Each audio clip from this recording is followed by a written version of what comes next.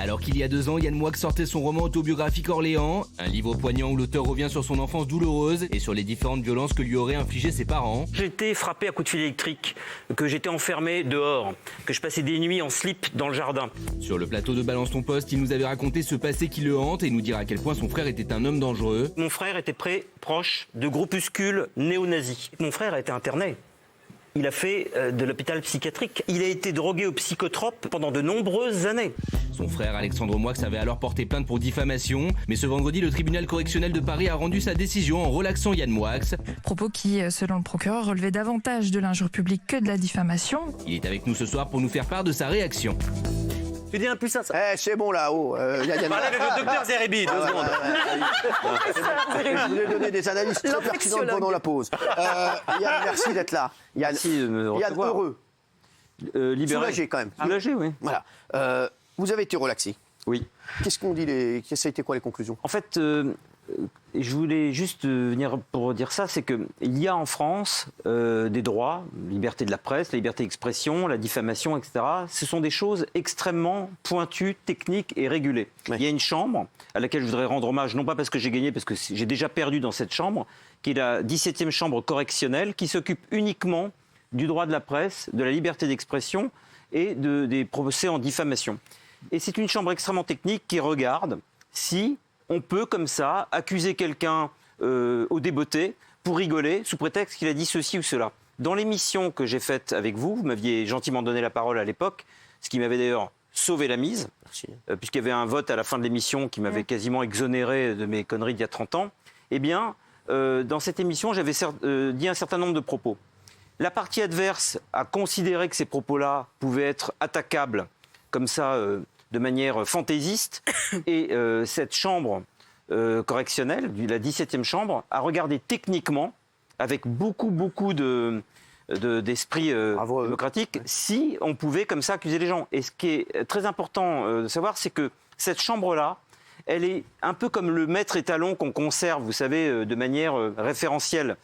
C'est cette chambre qui, parfois de manière difficile ou dure, nous sanctionne, mais c'est aussi cette chambre qui nous donne la possibilité de nous exprimer. Et s'il n'y avait pas de sanctions, il n'y aurait pas cette liberté en France d'exprimer. Donc, je trouve que c'est très important de savoir que lorsqu'on attaque quelqu'un en diffamation, ça demande beaucoup de discernement. On ne peut pas faire n'importe quoi. C'est-à-dire que si vous dites quelque chose ce soir, on ne peut pas comme ça vous attaquer pour, au petit bonheur, la chance. Parce qu'il y a des mecs qui attaquent pour tout et n'importe quoi. Oui, mais il y a un mec là qui me fait un procès. Eh bien, cette chambre-là, elle veille au grain. C'est-à-dire que c'est très technique. C'est pas ça.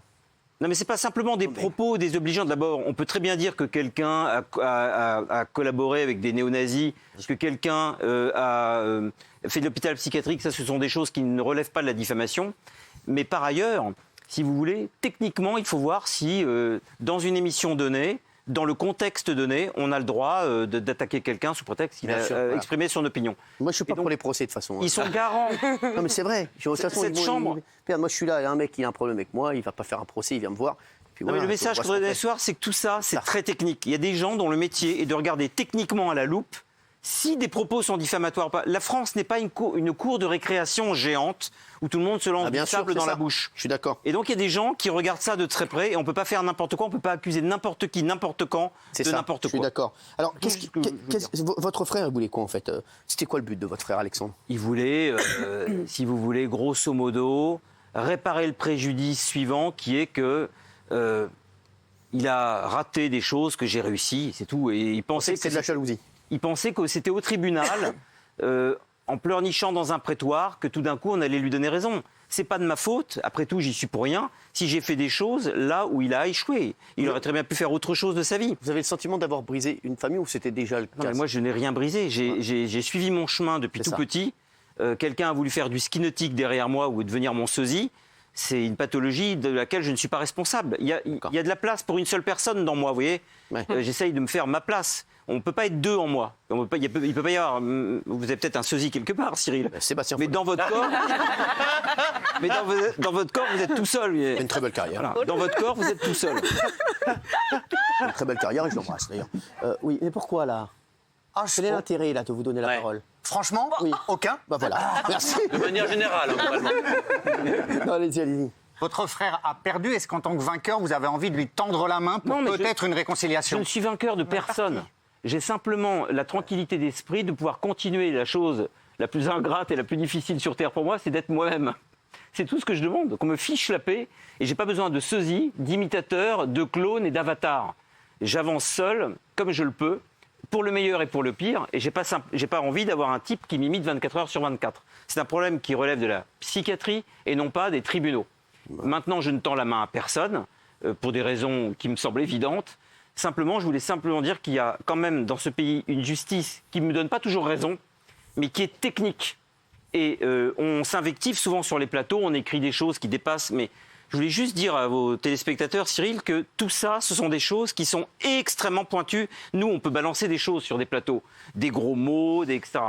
Et alors parfois, on s'attaque, je vais traîner en justice, je vais saisir mon avocat. Mais il y a des gens dans le métier, cette 17e chambre, qui regardent vraiment au microscope de manière extrêmement pointue.